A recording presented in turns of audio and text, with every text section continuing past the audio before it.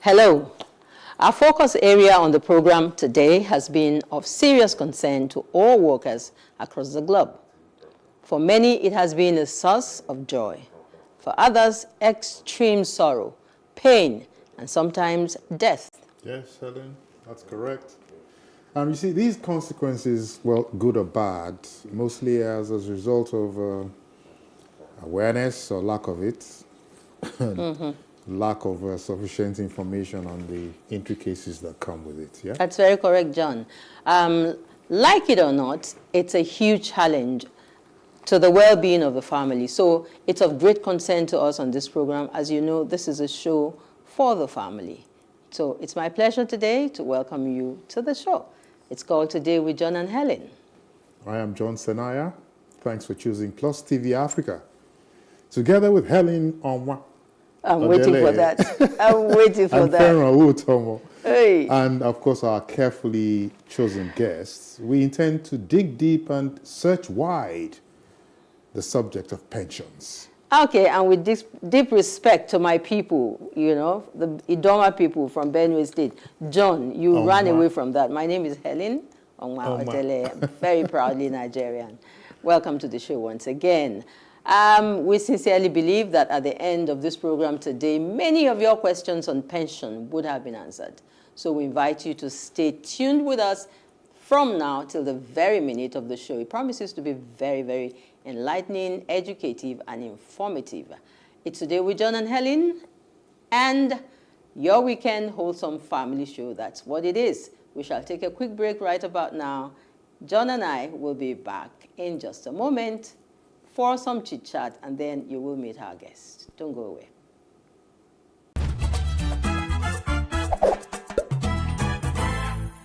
Skin by Zaran Ultra Moisturizing Body Lotion. A non-greasy formula with the richest vitamins and acids to enrich your skin. Shop now at www.zarancosmetics.com. Skin by Zaran. Healthy skin, happier you.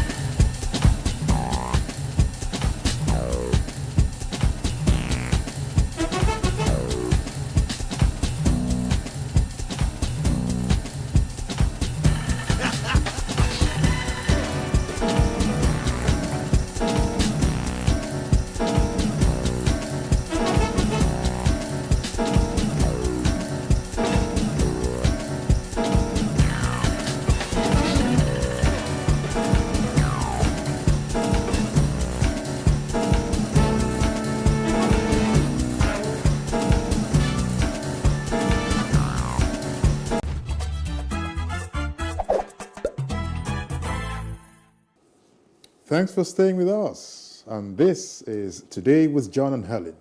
This week, we focus on pensions. Almost every government worker, federal or state, has a story to tell, especially the retirees. You can say that again, John. A stitch in time, they say, saves 9. And that's a very wise saying, because a lot of people who have been through work and retired really depended on information from the admin and the accounts department and knew next to nothing about, you know, what they have in stock for them when they eventually leave. And that's why we're focusing on this subject today, especially for those of you who are still at work. Knowledge always is your power. Yes, so listen to the show. Certainly, Helen, knowledge is power. Well, let's cool down the tempo a bit, like they say. Let's see what are some of the things happening around us, or that have happened around us this week, as we catch our usual chit-chat before the show. Okay. Helen, what do you want to talk about? We're flying through this morning. I was shocked to my bones today. I've come across it a couple of times, but like I saw today, a video that's gone viral. Some seller of stockfish and crayfish in the market visibly right there spraying, what's that thing that you used to kill? Yeah. Yeah, there's a name. Yeah. Sniper, I will call that name. And I a was trying to avoid woman that. accosts him, and he is like, no, this is what we do. Go to any market. This is what we do with the stockfish, with the fish itself, with the crayfish, and with the beans. So what does it do to the fish? It make it sweeter or softer? I have no idea, but that's poison. That's poison. So I'm asking. Is gross. That is something that is really bad. And it's not only with the stockfish people. We've heard about the vegetable, the fruit sellers. And we all eat these things. We just pick them. God. You see, I think what we need to do now is to strengthen our health. Health? Yeah, but who are the people who should enforce this? Yeah, who are the people who should go around? People, What's NAFDAC doing? Is that, okay, that's drug? That will be health and sanitation, some department there who will check on the practices of these people. No wonder you just run into a series of diseases now that have no names. Oh, Helen, please let's start on that note. Okay. Let's dive into the focus for today. And I also saw something very quickly that Nigerians are stranded at this moment in the diaspora over expired passports. This fear was raised a few months ago, and the Minister of Interior said no cause for concern. As soon as they're arriving at the airports, their passports will be renewed. So it means that promise is not being kept. If Nigerians in the diaspora are crying now. It may just be coming to the fore now, but it's always been there. Okay. It's always been there. Because I had an experience with my daughter when she was abroad. Just to renew her passport in Canada, she had to contact an agent in New York and all of that. And she was almost losing her place in Canada, until we were able to eventually get it done. So it's always been there. Yeah, but now the Nigerian government say, don't worry. Just get home. They will always say, don't worry. Wow. So what they have to do is they have to do something, about it. The system is not as seamless as we would expect it to be. Okay? All right. Helen, let's talk pensions, please. Let's talk pensions. All right. So back to our focus area today, which is pensions. And joining us to answer so many of your questions, because that's our job here today, to answer as many of your questions concerning pension. That's what we're here to do today. And to help us do that, it's Mr. Tunji Andrews, who is our first guest on the show this morning. Yes, our first guest. And we have loads of questions for him. But first, let me introduce him properly. Yeah. Tunji Andrews is a co-founder at Our Bar. That's what he says it is, Our Bar, a digital platform providing pensions and access to the self-employed and the financial literacy advocate. He's also a microeconomist, thought leader, and renowned media personality. Mr. Tunji Andrews, you're welcome to the program. Thank you for having me. Good morning. I'm going to start you off with two questions. The first one is rather personal. Okay. I see a streak of gray hair on your beard. And that suggests that you may just be a young man after all. So why is he talking and that pension? you are. So why are you talking pensions?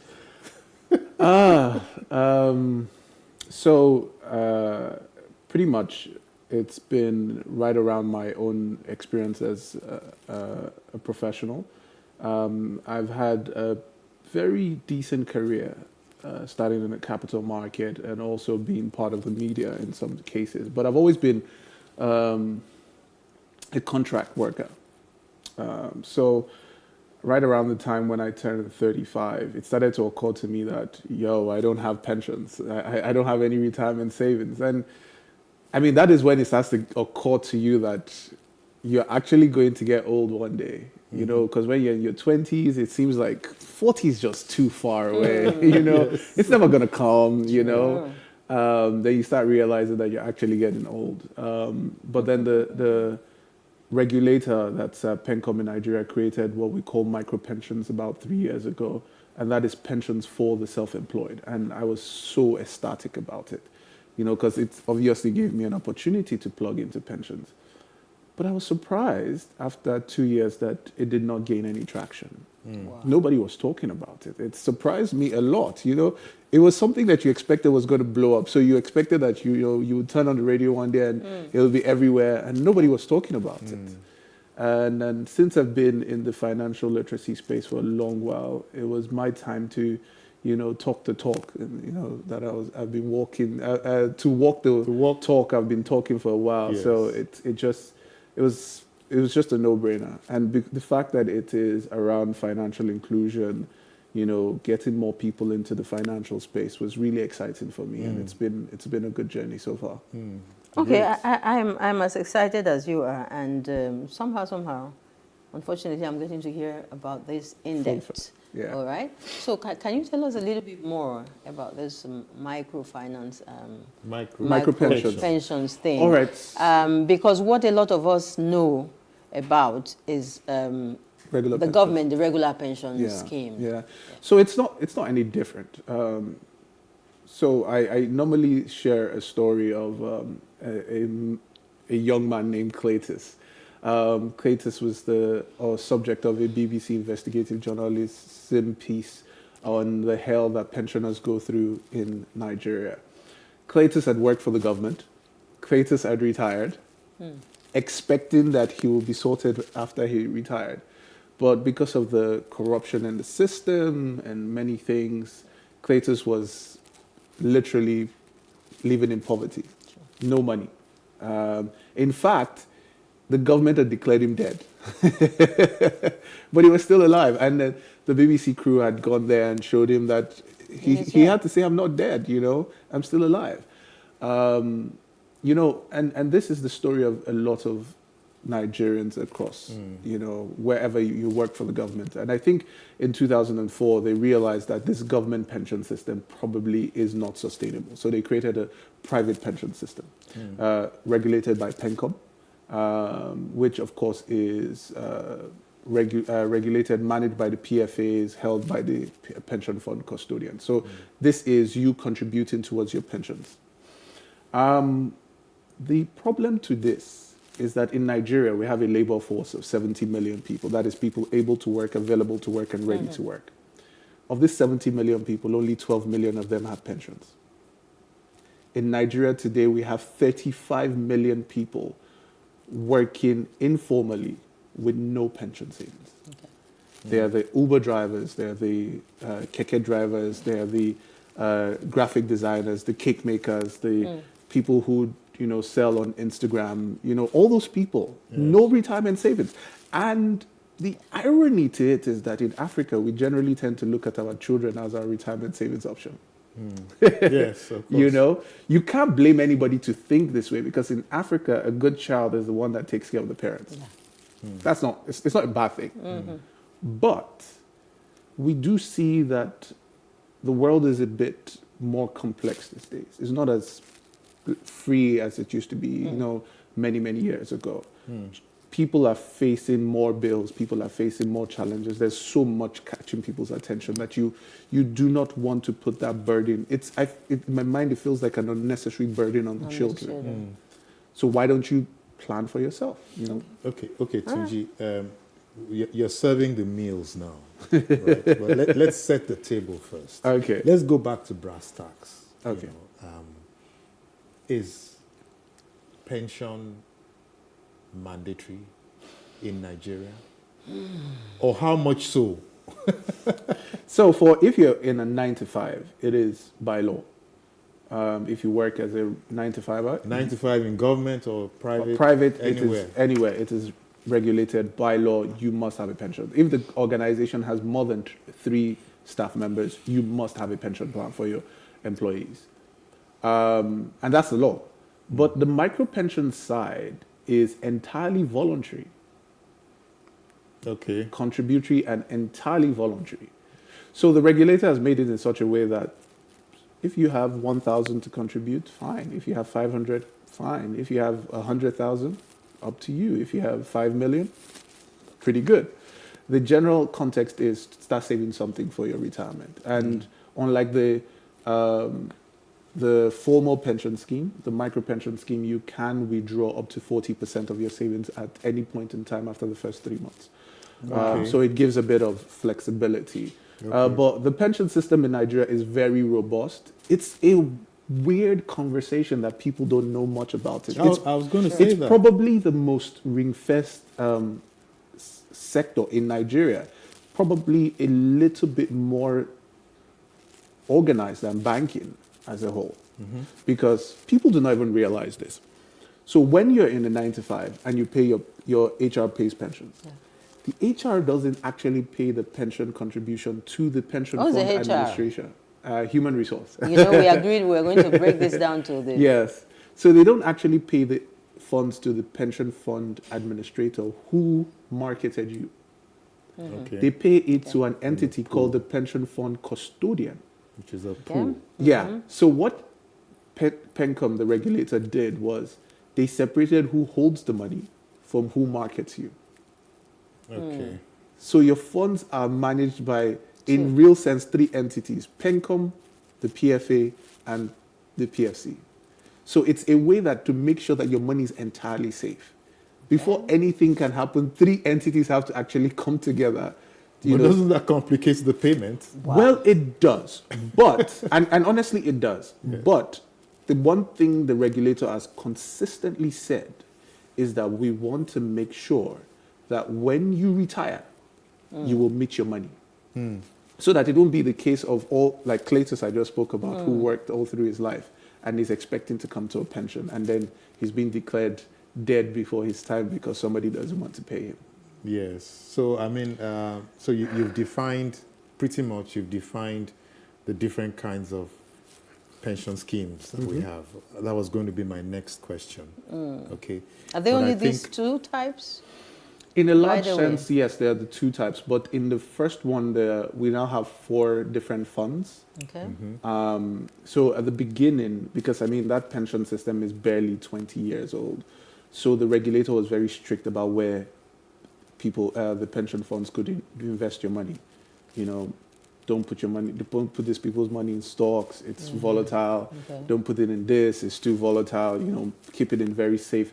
And the returns were not as robust as most people would like. So they've created many funds now in which if you're younger and you can still take a little bit of risk, you can opt for a different fund which can go into, you know, riskier assets and, you know, give you better returns. If you're closer to retirement, it's let's keep this person's funds stable. So there are 5 funds altogether, but really targeted at 2 sets of people. Okay. Now, who knows about this? I mean, because Tuji, you've come here and you've said so much within a few minutes. But I tell you, I'm not sure Helen does. No, you know because what? I don't. You know what happens? Yes. Well, you have been a big boss all your life. For some of us who worked for the federal government, what obtains is at some point, you know, they get you all together and bring people from the PFL to come and educate you, and it's not a one-on-one thing. So you really don't have sufficient time to ask all of the questions. So it's like, this is what happens, and this is what you need to do. So go ahead and do it. But we still You, fall short. you know, We so still you fall don't short. get the details. You don't get We're the not- understanding. We're not connecting. You know, so that's what obtains in the federal and the states. But at the point of exit is when you really begin to see. It's a complex conversation. You understand? Yes. You know. Because for instance, we try to advise people, if you're going to retire, you want to start the process at least 6 months before you retire, not when you retire, because there are a lot of paperwork. And you know, the way the regulator has created it to be able to ring fence it, it takes a while. So I am slightly, I get the conversation around the fact that pensions is opaque. I feel it has been designed that way by a few people, and it's not just in Nigeria, I think it's globally. But there are organizations like mine that can't sell an opaque business because we're selling to people who it's entirely contributory for them. It's entirely self-motivated. There's no law saying that they must contribute. So it has to be their decision. Yeah. So you have to educate them. We have a slogan at our bar with, we say, we try to improve their financial understanding so people who know better can actually do better. You know, rather than, you know, give them a product and say, this is what you need to do. So we need to educate them. So for instance, people don't realize that all the pension funds do not return the same ROI every year. That's return on investment. Some do 7%, some do 11%, some do 12%, some do 14%. Okay. You might be with a person who is doing 5%. Yeah. And you've stayed with them for 20 years, you just did not know. Yes. You know, but those are the things we're trying to make people understand. You need to have power to be able, even for the people in the formal space. Right now, you can move from one PFA to the other. Most people do not know. Yeah, I'm glad you talked about this thing at the beginning. You said it's almost like the banking sector because you can have XYZ amount just stuck in your account there, savings account, and your officer, you know, knows that you can do something better with your funds, you know, but he or she is quiet. Absolutely. Nobody's telling you, please do this. It's going to pay you better. Absolutely. Maybe, I don't know, is it in the interest of the bank or in the interest of, you know, but that's a question for another day. But I just know that it does happen. Yeah. And when you get to know about it, you're very angry. Yeah. Why are you my account officer and you can't advise me, you know, properly in my interest, really. But maybe when we do banking, we could look at that. The administration of pensions has been fraught with issues of mismanagement. You mentioned it before. And distrust at all levels. At the end of the day, is it often the worker who suffers? And why? Well, the previous pension system, yes, it's the worker. Absolutely. Previous pension system, the government pension system, it was absolutely the worker. So that's because not previous? Yeah, so it's well, in the real sense, it's still there, but it's now not universal for the entire Nigerian public. Okay. But you see, in that pension system, you were entirely at the mercy of the government, the budget, and its ability to be able to get revenue to pay. So whenever a governor is thinking about pensions, he's thinking first my roads, my infrastructure, my staff salary, myself, and then pensioners. But some part of your money is what you're asking for. No, it's not everything in the that's real government sense of it, there's remittance. no money being kept anywhere. In the real sense of government workers, it is just being plugged into a budget. Because it's not like the government removes or deducts or then plans every day it's paying you. It's just like, okay, when you get there, we'll think about that. Okay, so we're talking about plugging. We will want to plug into our first break now. So stay with us, don't go away.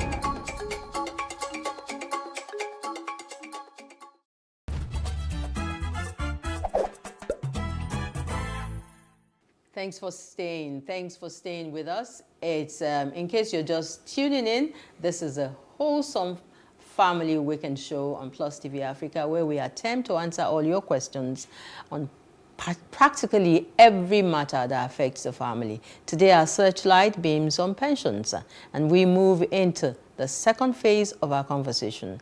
And Tunji Andrews, a pensions expert and media personality, is still here. Tunji, how now? Thank you for having me. It's so good to have you talk pension and you're this vibrant about it. Because many years ago, we heard how many people would lined up every year. You needed to come and show your papers that you're alive. It's unfortunate. And millions of them would just My drop. father was one of such people too. Yes, my father too. I never liked it. You know, I Yes. never really liked it. The fact that they always had to have an ID card, and every other 2 years or so they had to get a new ID card to make sure that they were alive, and it was just a very Yes, and they had to go for verification. verification. It was So just my father worked with the railways. There was a time he couldn't. That was He novel. couldn't move anymore. Yes. We always had to take take him him there. there. Then he lost his sight, and he just said, "Look, forget it." It's sad. It's sad, really, and that's one of the reasons why I'm excited about the pension system. You know, it's contributory. They deduct about 7.5% from your salary, and your employer contributes 7.5%. That is for the formal sector, so that the money is there when you retire. Okay. It is your money. It doesn't belong to anybody. Nobody else can have access to it as long as you're alive. And, you know, the conversations around it are very robust. It just hurts me a lot that we have to be the ones doing the education now. It's a global trend, because there are companies like ours in the UK, for instance. There's Pension B and Penfold, who are doing exactly what we're doing. And you would think that with such a robust pension system in the UK, everybody in the UK should know about pensions. Yeah. But absolutely, they do not. So we have people like me also there. We'll come to the UK. Okay, so at the moment, is it that our model of running these pension schemes in Nigeria particularly isn't the best for Nigerians? You know, because we've seen other countries where these same schemes run seamlessly to some extent. I would say that ours is not as mature, but it is probably one of the most stable. Okay.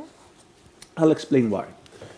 So in the US, for instance, pension funds are available for almost everything. So as a business owner, you can draw on your pensions as collateral for your business. If your business works, fine. If your business doesn't work, fine. The pension funds are invested in a lot of things, risky assets. Some return, some don't return. In Nigeria, the regulator is very strict. The regulator is like, people must get their money when they retire. So put it in things that will make sure that there is good, stable returns. It might not be all 700% but they will get decent returns. So we are still at the place where we are now having those conversations where people can use their pension assets as collateral to be able to buy property. So we're just getting there. Do not forget that we're less than 20 years as a new pension system. In other countries, this has already been happening for years. And of course, you remember the housing market crash that happened some years ago. Pension funds were affected at that time. So we're not really entirely sure what is in the pension system in the US, in the UK, but in Nigeria, we know for a fact that the money is there. Okay, it's a good thing you were able to make it clear that we've had a restart. Yes, yeah, you know, pretty because, much. You know, a lot of people would have been worried. You know, does the government really have its heart in pensions? Are they committed to it? Yeah. Are they really there? You know. Also, another thing I must say again is that every other year you hear one government official come out and say, "Oh, look at the pension money there. Yeah. We should use it for infrastructure." Yes. And Pencom is like, really? Are you joking? You know, stay where you are. We stay where we are. Yeah. That is one of the That's things good. that has given me the biggest confidence. The system has been one that government can't just stumble into it, and you know, because they want to. I mean, we're sitting on over 14 There's a lot of trillion money. naira. Yeah. Yeah. And the government is like, wow, we could do a lot with that money. that, yes. And the regulator is like, nope, No. this is retirement savings for people. And Stay they will on get your their lane. money. Yeah. Exactly, stay where you are. I read somewhere actually when they say that pension savings was the largest, even during COVID in 2020. Absolutely. It was it's a lump massive sum, industry. the biggest. So, and it worries me why we don't know as much about it as we know about banking. Ask the average Joe on the street, what is a bank? He will tell you where I'm going to keep my money and I can always go and collect it. What's pensions? And he's... Yeah, I think the communication is still a little bit short. That's why we're here. That's why Yeah, and because we're concerned about the workers, because there's a spillover from what happens to the worker to the entire family. You know, because the father, the mother, you know, everybody's, and you hear a lot of people committing suicide right now, and it's as a result of issues that are linked with finances and sufficient means of livelihood, and especially when they have exited, you know, paid employment. A month or so ago, I read about the agitation currently going on by some retirees who have formed themselves into some associations. And they're saying, for God's sake, what is government's business? If you've saved money for me, when I exit and I say I want 100% of my savings, please go ahead, give it to me. I have what, you know. What's your take on that? The government's response is the money is not there. We know the money is not there. It's clear that the money is not there. Because the real sense of it is that as you're going year on year, the government should be taking out money and putting it somewhere. That is the real sense of it. I think in some states, this happens. In some states, this happens. Because I do know Lagos State has a robust pension system. In some states, it doesn't happen. It is noted for accounting purposes, but the money doesn't actually move anywhere. It's just just note that this should go here. But is it in the interest of the worker who has retired, you know, to get all of his or her money at once? I don't think so. But with the new pension system, it is really your money. You decide what you want to do with it. We can advise you that, you know, get a lump sum and then spread the rest of the payments. You know, that's what the lump sum helps you do whatever you want to do. Maybe you want to retire somewhere, you want to buy a house, you want to do this. The lump sum helps you do that. But then you need that steady income, you know, especially as you you grow older, your diets get better, you know, you need better health care, you need better conversation. So stable income is necessary. No matter how little. No matter, exactly. Because no really, how much is it? Really, it's you know, it's at that point, you need to have everything come to you. When you were younger, you could go to it.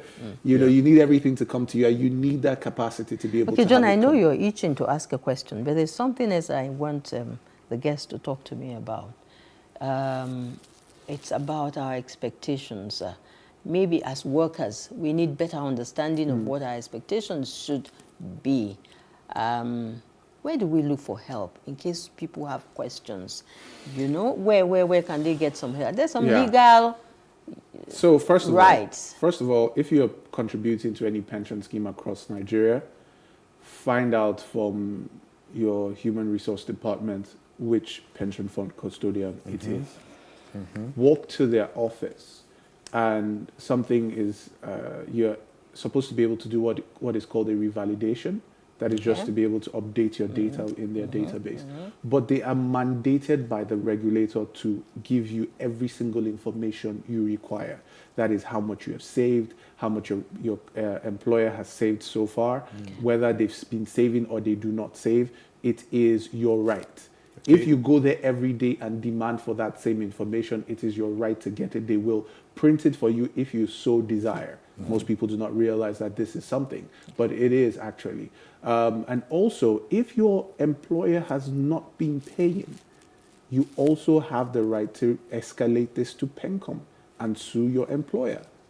Because it is a legal right. It is mandated by law that if you're more than 3 members of staff, it must be paid 7% by your employer, 7.5% by your employer, 7.5% from your salary. Some companies will deduct it and not pay. Yeah.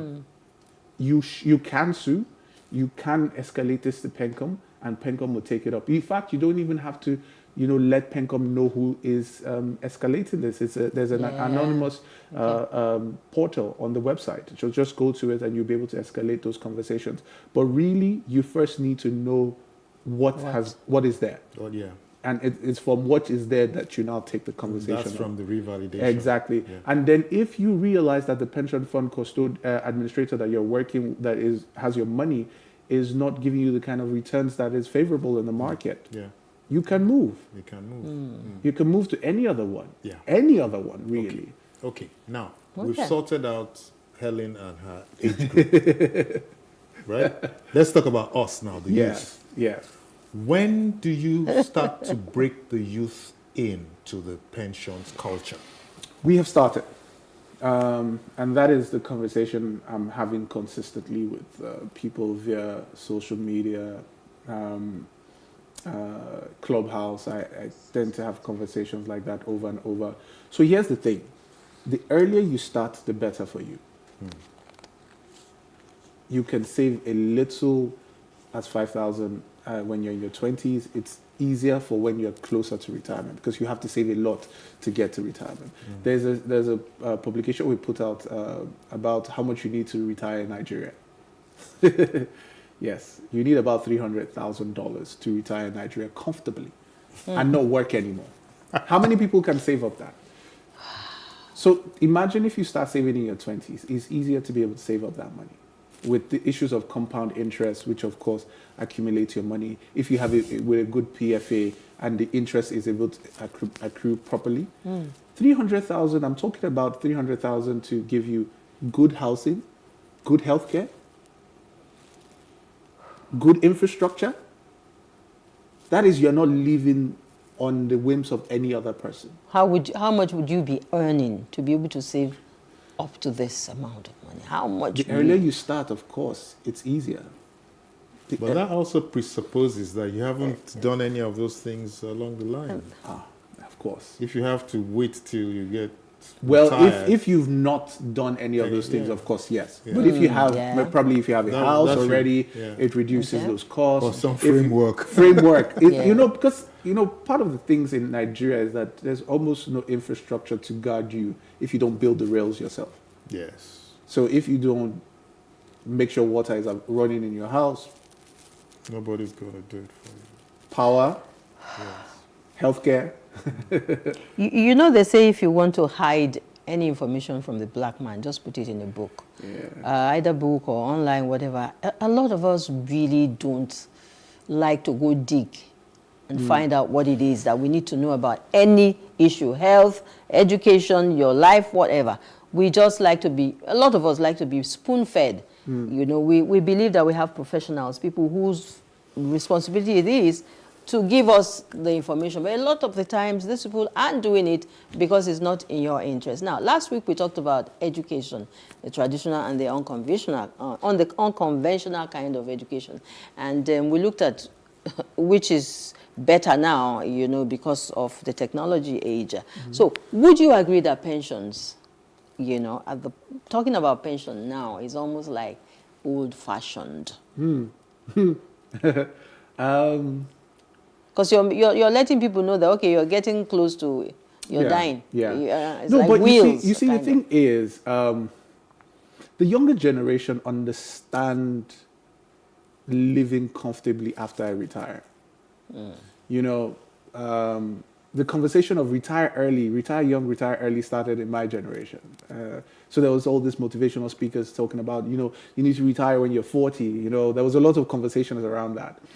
And the younger people now, with the IT generation, fintechs and all of it, you're having people sell their businesses when they're, 27 and 30. So they're already thinking, there's a context around retiring. Good. How it works is what they've not really talked about, in terms of thinking about it in a structured manner. So there is an African thing where we believe we will blow one day. Yeah. So just keep hustling. Yeah. I'll blow. So when you blow is when you begin to think of what you do with what you have blown Exactly. with. So now I just have 5K. Don't worry. Let me eat. Let me eat. Let me eat all these 5K. Tomorrow, tomorrow we'll do it. We'll do it.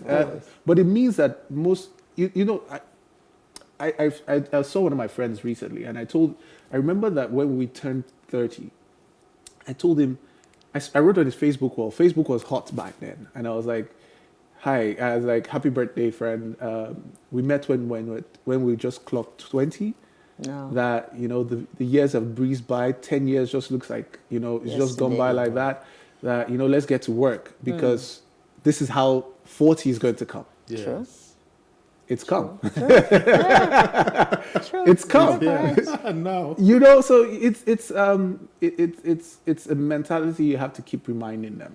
Unfortunately, nobody has spoken to them about structuring it in a sense where little aside, put it this way, invest here. You see, don't even think about pensions first. Think about the life you want to live when you retire. Don't put a name to it. Exactly. Just look at the life you want to live when you retire. And I paint a picture of my retirement plan. I want to retire to Jos, Plateau State. I love Jos. Okay. I love the landscape. I love the weather. I love the fresh air. It's beautiful. I want to be able to live on a parcel of land where I can live off the land and be able to come out. I love exercising. I want to be able to run on my piece of land, and I want to be able to be, so this requires money. Sure. Do I have all that money in my bank account? No, of course not. But can I save it? Yes. Yes. So it's about having the end in mind. What kind of life do you want to live? What's the quality? Do you want to live in New York? Do you want to live in San Francisco? Do you want to live in Budapest? Wow. That is the conversation we're having with the younger people. So it starts with that end in mind. And once you paint that picture and they realize that picture is very expensive, they know it's expensive. So we're like, you don't have it right now, but you can have it if you start planning now. So that's how we start that conversation with them, and it builds a better picture. Wow. Excellent. Wow. Wow, we're almost run out of time, Guy. Awesome. But we do know that it's not all negatives talking about pensions, especially in Nigeria here. Please give us a few positives, maybe 2, 3 things that are key that if anyone was just joining the show right now, they wouldn't have missed it. Yes, we've been able to grow the micro pensions savings in Nigeria over the last 2 quarters by 50%. So it shows that more people are saving, more people are contributing, more people are joining up, more informal people are seeing the light. So we hope to grow this to about 100,000 in the next 1 year. But yes, we're seeing very, very good responses, and it's very encouraging. Very encouraging. A lot more people are seeing the light. Yes. That's the takeaway. Yes. And again, I'll also remind us, know better, do better. Exactly. That was a very profound statement you made. Yes. Tunji Andrews, I must say that he has schooled us. It's been awesome, having you. Thank Especially, you've shed so much light professionally on the issue of pensions. We want to thank you so much for being with us on this program. And I hope that we'll have you back here very soon. I'm always available. Yes. So we can do more, on this youth aspect. Yes. Yes. All right. Thank you, Tunji. Thank you. Okay. We'll take another break now. Yeah, but it's school fees time. Schools are resuming next Monday for a lot of parents, anxious, and different times it is for families looking for the money. We talked about it for school fees.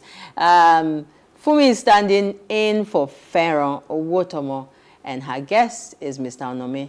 Hi, this name, where are you from? Owovorole. Owovorole. And the two of them will join the show after we have had the segment with the Keep Fit people, and that segment with Fumi is called Lifestyle and Wellness segment. All right. Let's shake it up now. Okay, so let's just take a break and join the Keep Fit people and take away those unwanted weights at the wrong places. All right, let's join the gym.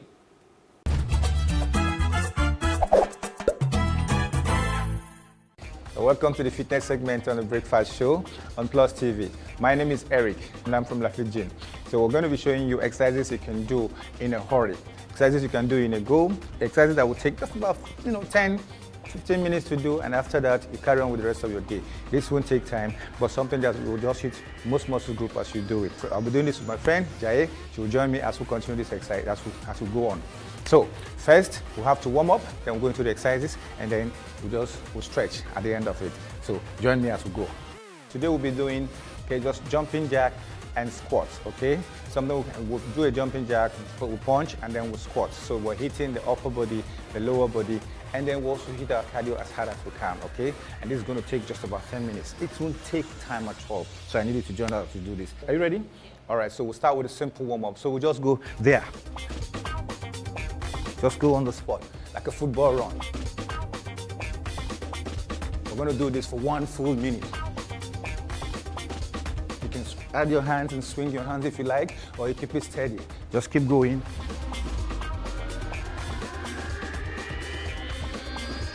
One, 2,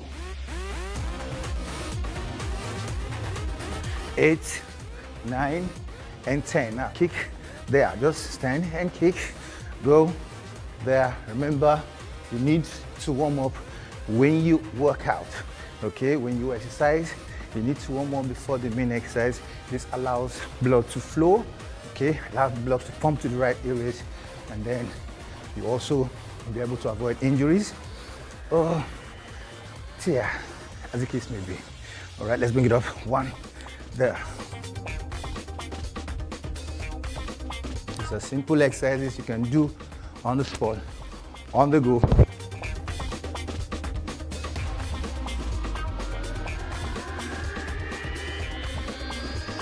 All right, stay in the spot. Now let's go. 1, 2.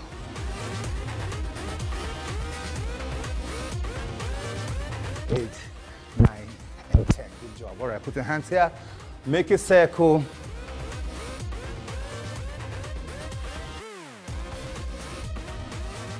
Let's go back opposite direction. 1. Good job. All right, shake it out. Shake it out. Okay, so we're going to the exercise proper. First, we're going to go for jumping jacks, okay? I want us to go for 25 jumping jacks. Now, this is jumping jacks. You stay here, hands by the side, and then you go. Old school jumping jack. I'm sure a lot of us did it when we were in school, all right? For those of us that have maybe knee issues or something, you can't jump, you can also go this way. You don't have to jump. You just do this. So we'll do that 25, and then we're going to squat 25. We'll do it again, 25, we'll squat 25. We'll do it 3 times, catch our breath, and we'll repeat again. Are you ready? Okay, let's go.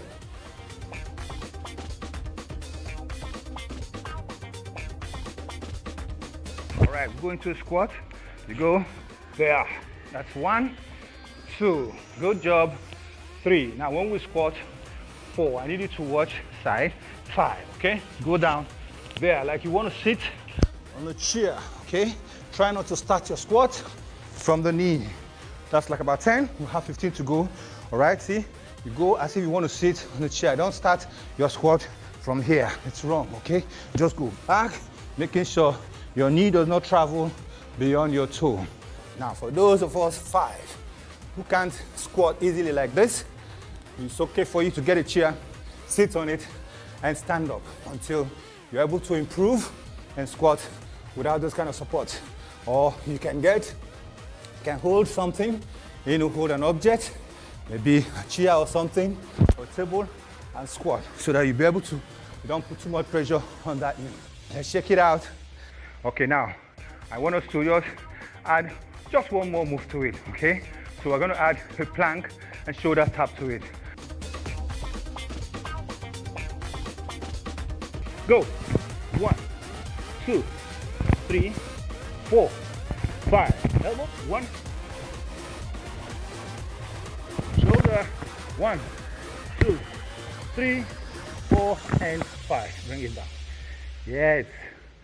Good. Okay. So we're going to take the remaining 1 or 2 minutes and stretch. All right. So from here, just do this. Bring your hand, hold onto your heel, push both heels, look up. 1. Remember, we've gone into the stretch now. 2. Release one hand up, right hand, and go. Come back, hold again. The other side. Let's go. 1. Bring it back down. Give me a hollow pose. Bring your right leg forward. Hold and pull back. Let's stretch the hamstrings. 9 and 10. The other leg.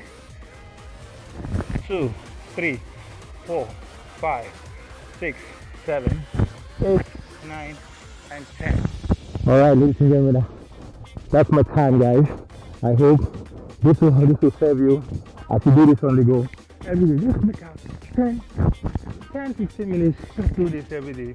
Break out and stretch and go about your business. Thank you very much. See you next time.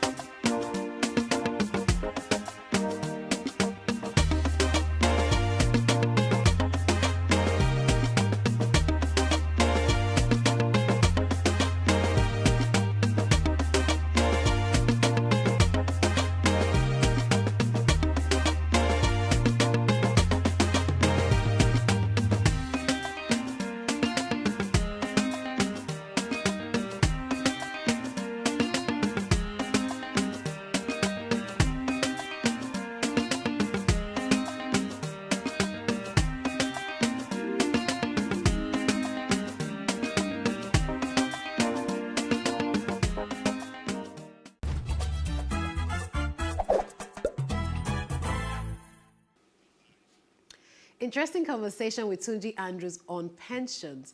And like we say in this side of the world, Eku Palemo school fees.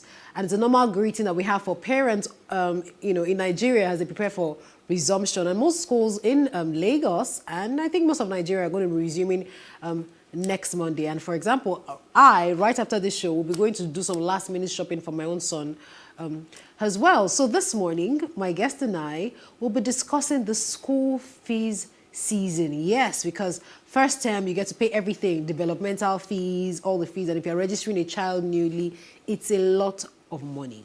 Now, my guest, his name is Onome Ohoviore. He's a lead analyst at Money Africa. Prior to that, he worked at Bamboo Systems Technology and Nairametrics. Thank you, Onome. Good morning. Good morning.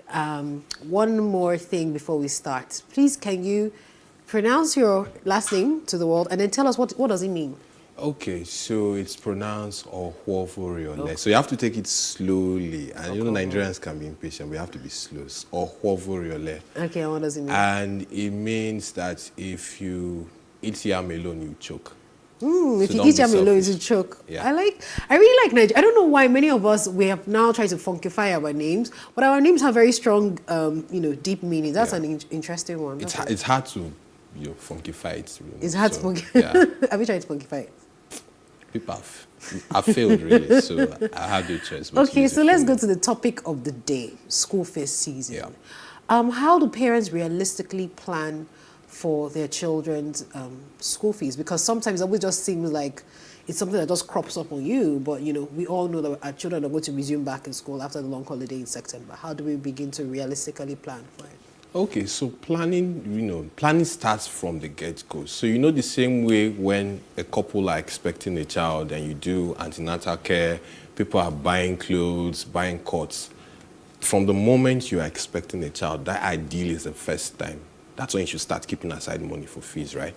But let's say you have, 5 to 20-year-old child. It should be something you keep aside money for on a monthly basis because you know that every 3-4 months you're paying school fees anyway. So you must well keep aside money for that on a monthly basis. So that's the easiest way to plan for it. And I would say that particularly if you have kids overseas or they're schooling overseas, then you also should be looking at the FX side of things, really, because that even hits you harder, right? So imagine if you paying, say, £10,000 or £20,000, and you have that movement from, say, 500 to 700, or let's say move from 700 to 900.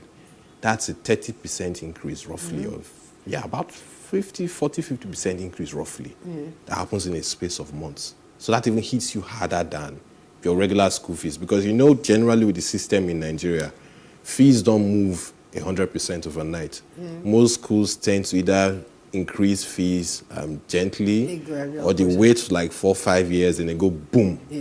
So that really should be a monthly thing that you plan for. So for the people that that have children abroad, what do they need to do? Nigeria, now you say, okay, I should put a monthly, put some money away every month. So when I put some money away, I open an account separately and put the money there, or do I put the money anywhere and say, or do I arrange with the school and say, okay, there, Gbogbolaya Grammar School, can I have your school account and be putting in money? How does that work? I think, okay, let me start with primary and secondary school. I think for those, if you ask, it's a bit tough, but it's doable if you ask. Some schools might let you pay monthly, right? Some schools might let you pay ahead, and if that's available, that's something you should do. Particularly if parents or the guardians have bulk sources of income, so maybe annual bonus or some annual allowances that they get. It's for education, really. I always tell clients to channel that bulk sum towards kids' education, because it hits you less, really, than you wake up and maybe you're in first term, right, and you're going to pay all these bills. By December, January, you're in second term, you're paying bills again. So that's where easiest way to plan, really. And I would say go beyond just keeping the money in the bank account, because your bank accounts would do maybe 2%, Okay. right? 1 point something, 2%. So what are the per options annum. if I don't put the money in an account? Yeah, you can invest. You could look at mutual funds. You could look at shares. Look at foreign. You could look at real estate. Did you say shares? Yes, you could look at shares. So if I put money in shares and I need it in, how does that work? Yeah. So if you were planning for a decade, so let's say your child is maybe 5 years old, and let's say in 15 years I want to send my child to XYZ university. Okay. Right? And let's say currently it will cost me, say, 12 million today if I'm sending my child to that university, and I have 10 years to plan for it. What you can do is you adjust the amount for inflation, right? Then you divide it by 12, Okay. right? Then you divide that again by 12 months. So already you have a monthly idea of, if I follow this monthly and I do this for a decade or so, this is where I'm going to arrive at, right? And so you can take that sum and then you invest that sum in a variety of things. Because one of the advantages people have with kids' education really is because, especially if the child is young, if you have that 10 to 15 year time or period, you can invest in a variety of things. You're not pressured, So with immediate school fees, you're pressured. You need to pay now. But if I have a 10, 15, 20 year plan, I'm not pressured. And so I can pay gradually and I can get towards the goal. Okay. You make it, the way you talk about it, you make it sound so easy. But I don't know, like with the shares thing, Yeah. how do I know, okay, this is, with shares rise, And fall, yeah. How do you now begin to manage that? If, for example, you've planned that, okay, you have this 10-year thing, and then this particular share that you have invested in has fallen, and then you the money you had estimated that you were going to make from it, what happens then? Yeah, but remember that you have a basket of things you're going to invest in, right? Oh, okay. And so shares are not the only thing. So you have high-risk investments, you have medium-risk investments, you have low-risk investments. So you are doing a blend of everything. And typically you shouldn't do more than 30, maybe 40 in high risk, right? Shares will fall into high risk. The rest is medium and low risk. So really, that's one. And then the second way is you have investments that cover the broad stock market. Okay. Now, if you do individual shares, I like to give this example. The Apple is hot today, right? Because everybody's using an iPhone, the yuppie people. 10, 20 years from now, Apple could be like Nokia. So it doesn't mean you shouldn't invest in Apple if you want to do so. But you must have representation that covers the broad stock market. Because generally speaking, as if you look at the graph for the US market, right, it goes up. It doesn't go in a straight line.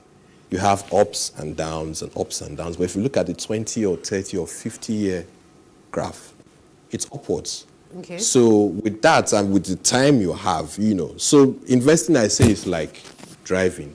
You constantly would adjust your movement. Sometimes you're fast, sometimes you're slow, sometimes maybe if you're young, you know that there's a checkpoint here and your papers are not complete, so you dodge here and all that. So it's the same thing. You constantly would adjust what you're investing to how things are.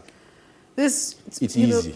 Yeah, but you make it sound so easy. It is. The thing is, I'm serious. To be a It's parent, easy. you truly have to be financially literate to understand, okay, there's so many options. Because the truth is, guess what? Many parents now, it's school fees season, and they are going to go and take loans and borrow money, to quickly try and sort that payback. And then they borrow again when the next one comes. But you see, here is the thing about, let me tell you the first thing I tell clients. Most of the mathematics that you need to do for your personal finance can be done on what we call the market person's calculator. You know those simple calculators when you go to the market? Yes. You don't need complex formulas. There are complex parts, but for the average person, you don't need a complex mathematical, you don't even need an advanced mathematical degree, right? So, but speaking specifically about kids, sometimes one has to take a hard decision. So the hard decision could be, I'd love to send my child to Harvard or Oxford. Even if I earn 4 or 5 times what I earn now, I still might not be able to do that. So what are the next best options? It could be somewhere in Nigeria. Yes, it one could of the be best universities in Nigeria. Nigeria, right? Another option would be to say, maybe I should just have one child because that's what I can afford. And that's hard because you know That's hard. You know we are Nigerians. People look at you like. I was about to say that because that's another one. How can you have only one child? that's Just hard. add That's one more. hard. Add, But you like- know what? Let's come back and Yeah. now some parents haven't started the school fee season. Let's just assume that some people have taken their entire salary. Some have even done you know the famous thing we do in Nigeria, ajo contribution. They've contributed some money and they say, okay, I'm collecting in September because my children are going to school. So they've done that now. They've taken loans. Let's start afresh. If now they're supposed to do this better, what should they begin to do starting from September 11? Okay, so starting afresh, the first thing is to pay back your loans. Have a Okay. good repayment plan. The second thing is to do a broad analysis that, look, can I conveniently pay The school the fees. school fees from my current income? Yeah. I think. And it's a hard conversation, especially if you look at it and look, if you are pressured at the moment with what you currently earn to pay those fees, then maybe one has to consider some other school that falls within budget.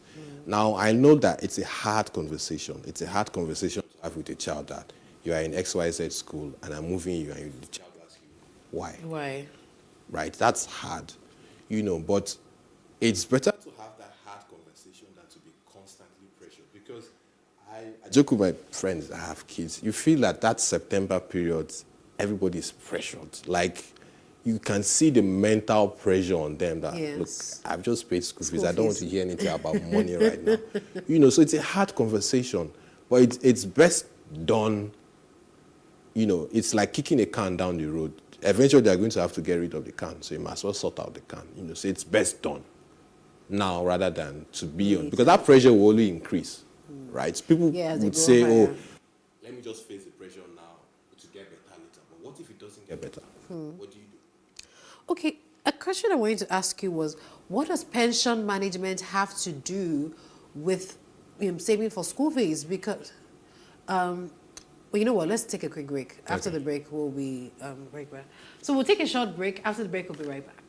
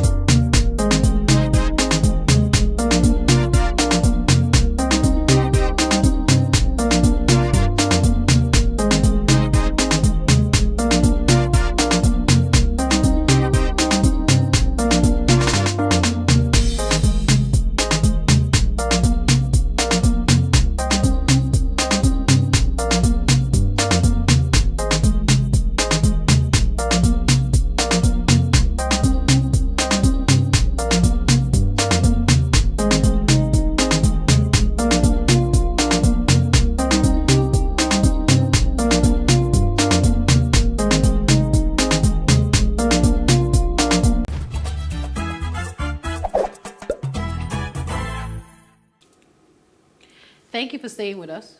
We're still...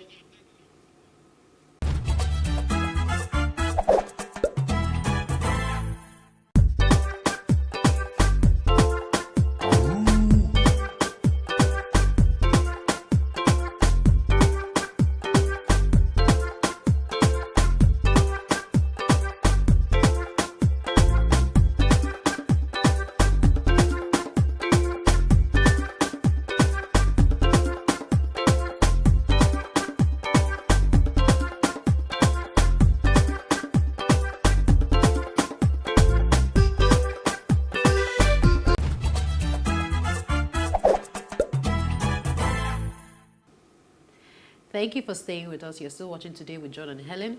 And I still have an Ome with me. We're talking about the school fees season. So before we took the break, I was going to ask you, what does pension management have to do with school fees? You know, Tunji Andrews was here earlier and he talked about pensions. What does having to manage my pensions have to do with preparing for school fees at the same time? Okay, I think that the closest intersection you would have, people are having kids much later, right? So maybe for our grandparents, by 15, 16, early 20s, most people had several kids. But now you're having kids later. So, and why I'm keen on planning is that by 40s, 50s, people are at a sort of, what's the word used now? You are at the intersection financially. Some people are transiting from paid employment to starting their own business. Some people are transiting from living in a rented accommodation to, let me start building my own place, or let me start paying a mortgage.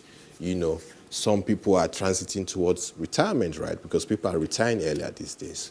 So you really don't want to be a situation, but for a lot of people, by their 50s and 60s, they probably would still be training kids, right, in school. And so the question is, if you are reliant on your pension by then, solely or majorly, it means that you're going to be taking from your pension to pay fees. But the reality of things is that your pension, especially in Nigeria, will just make you comfortable. Remember that your pension is not planned for many people, right? It's you. Just you. With the modeling that, okay, by 50, 60, 70, this is where you'll be, this is how much you need, and this is what you get. That pension doesn't accommodate your kids a lot of times. So the fact that if you do the modeling and you see that, look, by 50, 60, I'm still training kids in school, it means that before I hit 50, 60, I need to double up, so to speak, so that there's a comfortable buffer. So when I'm retired, I know that, okay, I'm not spending, because by the time you remove school fees from pension, a lot of times, except it's a really comfy pension, the money are finished. The money are finished. Yeah. So that's the thing. So that's where modeling and planning generally comes in, really. Okay, so let's talk about people who don't, who are waiting to have children. Should they begin to also put money away for school fees? Yes, one of the advantages generally with personal finance is time is a major asset. So that's why we keep hitting that, look, when you're in your 20s, yes, you can ball and have fun, but you should plan. Because if you are reckless in your 20s and you sit up in your 30s, you've lost a decade. And that decade will translate to millions of naira that you could have had. And so if you do the typical Nigerian style, which people say, okay, when I'm married, I would sit up and be serious. Yes, it happens. People sit up. It's just common sense. You have responsibilities, right? But remember that those responsibilities translate to higher expenses. So you're not just taking care of yourself. You're taking care of your family. You need a bigger food budget, a bigger house. You might need a car and a driver. So adding all those things means that you have actually would be spending more. So it's easier and cheaper when you are single, when you are young, in your 20s, right? And there's a modeling you can show that by 20, and if you have a 10, 20-year planning period, and you keep on that path, you'd have a significant sum of money kept aside, invested, than waiting till, or what we do when I blow. But nobody knows when that blow period will come or when. And then, like we're talking about Nigeria earlier on, about how things just happen. It's not just about the forex trade. With COVID, a lot of things, some people lost their jobs, they haven't been able to get, so you can't really just wait till that blowing moment comes through. Okay, because we're almost out of time, let's just run through everything again. So for parents paying school fees, if you have taken a loan, pay back your loan, 1. Yeah. 2. Save monthly. Save instrumental payments. Instrumental payments or paying ahead if you can afford it. 3. 4, if you don't have kids but you plan to have kids in the future, start from the get-go to keep aside. Work out the cost. It's not hard. You can do it with a simple calculator. Work out the cost, adjust for inflation, and break it down and do it monthly. 5th one, just before I forget, if it's available, it's also a hard conversation, but if the grandparents are willing to chip in something, I say, please take it. Everybody, let me tell you something. If it is Nigeria, it's not only grandparents. Some people have even come to meet me for their own children's school fees. So in Nigeria, everybody donates. Everybody, your uncle, your auntie, I'm going to school. Uncle, I'm going to school is a Nigerian thing. Everybody puts into the basket. Even that's not a consistent thing. Yeah, but this is a different thing. If the grandparents can say, okay, you know what, I will take care of my grandchild to secondary school, to primary school education. So that's a breeder, right? So if they offer it, Just take take it. You know, I tell people it doesn't mean you are lazy. Yeah. Right? It's just, I mean, let me parent. shock you. Yeah. I don't have kids. I have an account for my unborn kids. Wow, That is that's the very most good. important financial decision for me, because I know that barring any crazy life happenings, I'm good. But if I don't start now, I can't do Oxford or Harvard. And so it's best to start from the get-go, True. and you are consistent. So if that's it, consistency, discipline, and you're good. Yeah. Okay. All right, Omar, thank you very much. Thank you for having me. I hope we'll be able to have you again, and I'm going to have a private conversation with you after this. Having me again. Pray for good traffic. Yes, good apart weather from and traffic, good you don't like traffic. to. You really don't like to go out. But thank Yeah. you so much. Thank you It has for really having been me. an enlightening time. Thank you very much for. I hope you enjoyed. And you learned something from this segment. I'll be right back with John and Helen to wrap up the rest of the show. Stay with us.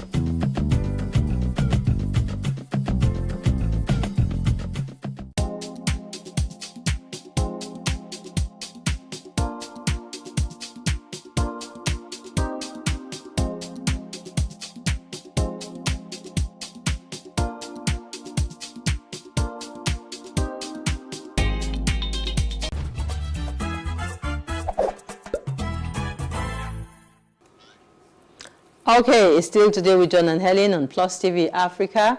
It's your weekend family wholesome magazine talk show, and I'm very passionate about today's outing, especially the last segment talking about school fees. And it's as practical and as simple as it gets. Yes, but the thing is, I hope we all follow through with it, which is one of the reasons why I want to have a private conversation, because I, I'm part of a financial literacy forum, which Onome works with, so that I'm doing that so that we can be, it's one thing to say this thing, and then you start on this place, and or maybe you're just scrolling through your phone, and you just say, Miggy, it fits me, and it's not bad, and you just say to yourself that, I've not really bought anything for myself, I can just buy. And you haven't planned for it. And you haven't planned for it, and you just buy it. So I think what should actually happen is, yes, some people are disciplined on their own, but those people that are very disciplined is a small percentage. Yes. But it's always easier to have someone hold you along the way. It all comes down to planning. So just have someone that can just break it down, because the way he was talking about it made it look so easy. It is, but it's just to follow through with it. Yes. Right, and of course, what will make it easier will be the nugget for today. Yes, yes. So my nugget for today is this. Sometimes saying nothing says a lot. Sometimes saying nothing says a lot. It's now back to the power of the pause. That's so right? True. Because there are times when you achieve a lot by either pausing or remaining silent. Because it does a few things, which I'll tell you. Number one, it helps you to recalibrate. Okay? You can recalibrate when you're silent or when you pause. You can also regain the attention of your audience if you go silent or if you pause.